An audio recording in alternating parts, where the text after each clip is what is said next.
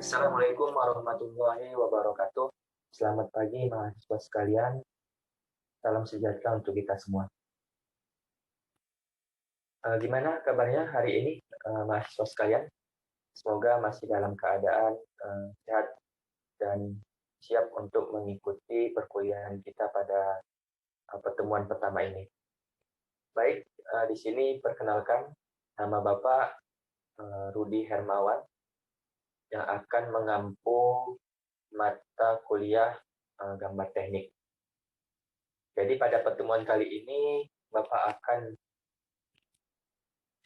menyampaikan terkait dengan RPS, yaitu rencana pembelajaran semester. Namun sebelum menyampaikan terkait dengan RPS, Bapak akan mengenalkan terlebih dahulu mata kuliah yang akan Bapak ampu bersama dengan dosen lainnya. Kemudian terkait mata kuliah ini adalah mata kuliah gambar teknik. Adapun kode mata kuliahnya GTM 1405, yaitu dengan bobot 3 SKS. Kemudian ini diampu pada semester ganjil. Kemudian untuk dosen pengampunya ada Bapak sendiri, kemudian nanti ada satu dosen pengampu lagi. Kemudian terkait dengan mata kuliah ini bersifat wajib lulus dan merupakan prasyarat mata kuliah gambar mesin. Kemudian adapun tujuan dari mata kuliah ini adalah agar mahasiswa mempunyai pengetahuan berbagai cara menggambar teknik yang baik dan benar. Kemudian mata kuliah ini juga membahas mengenai tugas gambar teknik, jenis garis, dan huruf pada gambar teknik. Kemudian nanti terkait juga dengan peralatan-peralatan gambar yang akan digunakan pada saat menggambar, kemudian sistem proyeksi, kemudian pandangan, arsiran pada gambar, kemudian potongan-potongan dan standarisasi yang berhubungan dengan gambar teknik. Nah, itulah sekilas terkait mata kuliah yang akan kita ampu pada pertemuan kali ini. Kemudian masuk kepada RPS, Rencana Pembelajaran Semester. Yang mana di RPS ini terdiri dari yang namanya capaian pembelajaran lulusan atau CPL. Jadi CPL sendiri ini ada 3 ranah ya. Yang pertama adalah afektif, ranah afektif, kemudian ranah kognitif atau pengetahuan, kemudian ranah psikomotorik, ataupun biasa kita ketahui adalah ranah terkait dengan keterampilan. Kemudian yang pertama kita bahas terkait ranah afektif. Jadi ranah afektif ini terkait dengan siswa harus memiliki moral, etika, tanggung jawab, kemudian kepribadian dan kemandirian yang baik di dalam menyelesaikan tugas. Kemudian untuk ranah kognitif, yaitu menguasai konsep teoritis pedagogik, perencanaan, pelaksanaan, pembimbingan, evaluasi, dan tindak lanjut hasil evaluasi pembelajaran di bidang teknik mesin. Kemudian untuk psikomotoriknya, mampu menerapkan pemikiran logis, kritis, sistematis, dan inovatif dalam konteks pengembangan atau implementasi ilmu pengetahuan dan teknologi sesuai dengan bidang keahliannya. Kemudian ada lagi terkait dengan turunan dari capaian pembelajaran lulusan CPL, yaitu CPMK. Yang mana CPMK ini adalah capaian pembelajaran mata kuliah, yang mana mata kuliah kita hari ini adalah gambar teknik. Kemudian adapun capaiannya adalah mahasiswa diharapkan mampu mengetahui konsep dasar gambar teknik, alat-alat gambar teknik, macam-macam garis, huruf, dan kepala gambar atau biasanya kita kenal dengan etiket. Kemudian mengetahui konstruksi geometrik, kemudian memahami beberapa konstruksi dasar dalam gambar teknik, mengetahui bentuk-bentuk geometris dalam gambar teknik, mengetahui konsep dasar proyeksi, mengetahui jenis-jenis proyeksi, mengetahui gambar bukaan. Kemudian mengetahui dasar gambar bukaan, memahami gambar bukaan benda, mengetahui gambar potongan atau penampang, kemudian cara menggambar dasar suatu gambar benda kerja. Kemudian memahami jenis-jenis arsir, memahami cara-cara arsir, menjelaskan konsep dasar toleransi ukuran dalam gambar teknik, kemudian memahami cara membaca gambar. Kemudian dari CPMK yang sudah kita buat sebelumnya, maka ada beberapa sub CPMK yang lebih spesifik lagi ya terkait dengan pembahasannya seperti itu. Yang pertama, di sini ada mahasiswa mampu menjelaskan klasifikasi dan jenis-jenis gambar teknik. Kemudian yang kedua, mahasiswa mampu menjelaskan alat-alat gambar teknik. Yang ketiga, mahasiswa mampu menggambar garis, huruf, dan kepala gambar atau etiket. Kemudian mahasiswa mampu mengetahui konstruksi geometrik. Yang kelima, mahasiswa mampu mengetahui konsep dasar proyeksi. Yang keenam, mahasiswa mampu mengetahui gambar bukaan. Yang ketujuh, mahasiswa mampu mengetahui gambar potongan atau penampang. 8, mahasiswa mampu mengetahui cara menggambar dasar gambar benda. Yang ke-9, mahasiswa mampu memahami jenis-jenis arsir. 10, mahasiswa mampu memahami cara-cara arsir. 11, mahasiswa mampu menjelaskan konsep dasar toleransi ukuran dalam gambar teknik. Kemudian mahasiswa mampu memahami cara membaca gambar. Jadi inilah sub CMPMK yang nantinya akan dilewati oleh mahasiswa sekalian. Jadi inilah capaian-capaian yang nantinya harus dicapai oleh mahasiswa selama mengikuti perkuliahan. Kemudian lanjut kepada sumber referensi. Jadi sumber referensi di sini adalah sumber bacaannya yang nantinya akan membantu mahasiswa sekalian dalam mendapatkan materi-materi seperti itu. Yang pertama yaitu referensinya, ini ada buku yang berjudul Menggambar Teknik Mesin dengan standar ISO. Kemudian yang kedua, menggambar mesin dengan standar ISO dengan PT Padya Pramita.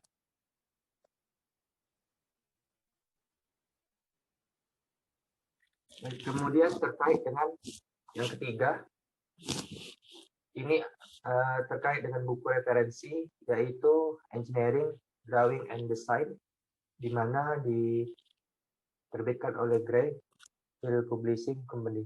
Kemudian yang keempat, ini buku Engineering, Drawing and Design juga, dengan dipublikasi oleh Delmar. Kemudian yang terakhir adalah judul buku terkait gambar teknik mesin dari Politeknik. Inilah sumber-sumber referensi ya yang nantinya akan kalian gunakan ya. Kemudian nanti semisal ada sumber referensi lainnya, tidak masalah ya, Bapak membolehkan. Yang mana nantinya ketika kalian mempunyai banyak referensi akan lebih baik untuk mengetahui materi-materi depannya seperti itu. Kemudian menambah pengetahuan kalian ketika memiliki referensi yang banyak. Kemudian terkait dengan mekanisme ya, mekanisme pembelajaran. Jadi di sini mekanisme pembelajarannya nantinya ke depannya adalah ada dua yaitu terkait dengan hybrid learning, kemudian ada yang namanya blended learning. Jadi terkait dengan hybrid learning ini nanti terkait dengan pembelajaran yang diikuti oleh peserta didik baik secara daring maupun luring ya. Luring nantinya akan bersifat offline seperti itu. Jadi ada yang luring, kemudian ada yang mengikuti secara daring. Kemudian ini untuk hybrid learning, ini 10-12 kali pertemuan. Nanti akan kita sesuaikan lagi seperti itu. Kemudian untuk mekanisme pembelajaran hybrid learning ini nantinya kita akan menggunakan aplikasi yang namanya USCamZ yang sudah disediakan oleh universitas. Nantinya bisa kita gunakan sebagai interaksi ya, interaksi ketika Bapak nanti menyampaikan materi ataupun nanti terkait dengan tanya jawab dan lain sebagainya. Kemudian blended learning ya, blended learning nanti akan ada juga nanti secara online ya, secara online, secara daring. Nah, di sini nanti 4 sampai 6 kali pertemuan untuk blended learning. Kemudian juga menggunakan e-learning ya, e-learning sebelumnya siswa sekalian sudah memiliki akun untuk bisa masuk ke mata kuliah di e-learning tersebut. Ini sudah Bapak buatkan ya untuk MK gambar teknik. Kemudian nanti di dalam e-learning ini bisa nanti akan Bapak masukkan tugas ya, tugas, kemudian soal-soal UTS ataupun UAS. Kemudian di sini juga nanti digunakan mahasiswa untuk melakukan presensi kehadiran. Jadi nanti untuk presensi silakan nanti melakukan presensi di e-learning. Nah, untuk waktunya hingga 15 menit ya. Misal untuk mata kuliah gambar teknik ini dimulai pukul 8, nanti untuk batas mahasiswa melakukan presensi itu sampai dengan 8.15. Kemudian lewat dari waktu tersebut akan dinyatakan tidak hadir atau tidak mengikuti perkuliahan. Jadi memang ini berarti untuk mahasiswa dapat berdisiplin gitu, menjadi disiplin. Kemudian untuk metode pembelajarannya sendiri nanti akan ada, bisa jadi nanti presentasi, kemudian diskusi, tanya jawab, dan penugasan. Yang mana nanti lebih kepada project based learning. Nanti mahasiswa akan diarahkan untuk langsung mempraktekkan teori yang sudah diberikan, kemudian diimplementasikan dengan langsung menggambar seperti itu.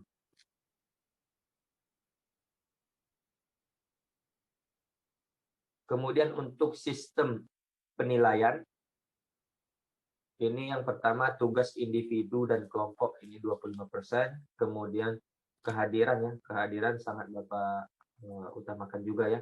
Jadi harus mengikuti kehadiran ini 10%, yang mana menjadi syarat mengikuti ujian UTS dan UAS. Kemudian untuk UTS ini 35%, kemudian untuk UAS atau ujian utama ini 40%. Kemudian seperti yang Bapak sampaikan sebelumnya, nanti tugas-tugas, kemudian UTS dan UAS akan kita lakukan di e-learning. Kemudian nanti ketika memang ada arahan-arahan, nanti kita akan tetap menggunakan USCamZ. Nah, kemudian ini ketika ada pertanyaan-pertanyaan mungkin di luar dari jam perkuliahan, nanti mahasiswa bisa menanyakan melalui email. Ini sudah ada email Bapak ya, kemudian nomor telepon, ataupun nanti ada beberapa yang terkait dengan info Bapak, mungkin terkait dengan riset dan lain-lainnya bisa dilihat di website ini.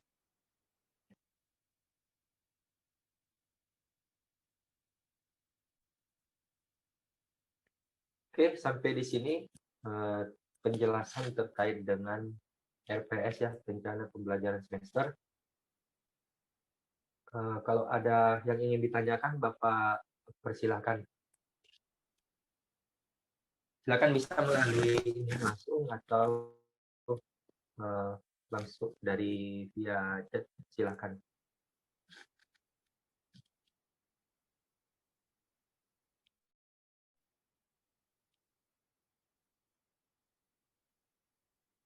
Oke, ini ada pertanyaan di via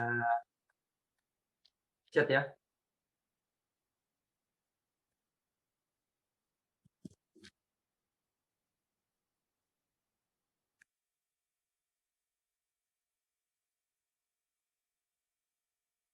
Oke, jadi terkait dengan ini ya.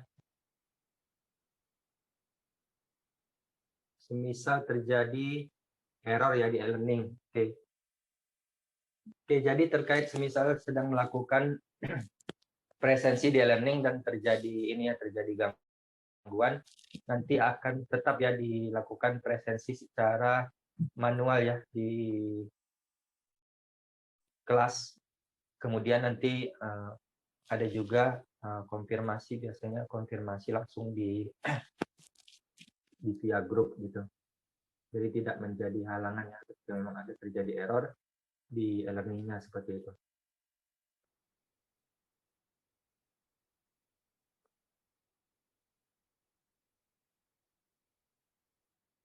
Oke, ini ada pertanyaan lagi. Oke, baik, terkait dengan mekanisme hybrid ya. Jadi nanti silakan mahasiswa membentuk kelompok ya, kelompok A dan kelompok B seperti itu. Nanti silakan dibagi terkait penjadwalannya, siapa yang akan masuk terlebih dahulu secara luring ya ataupun offline. Kemudian nanti kelompok B-nya, semisal ada 2 kelompok tadi ya. Kelompok B-nya nanti melalui daring seperti itu. Jadi silakan dibagi, kemudian nanti disesuaikan dengan pertemuan-pertemuan selanjutnya untuk bisa nantinya mahasiswa bergantian masuk secara daring maupun luring.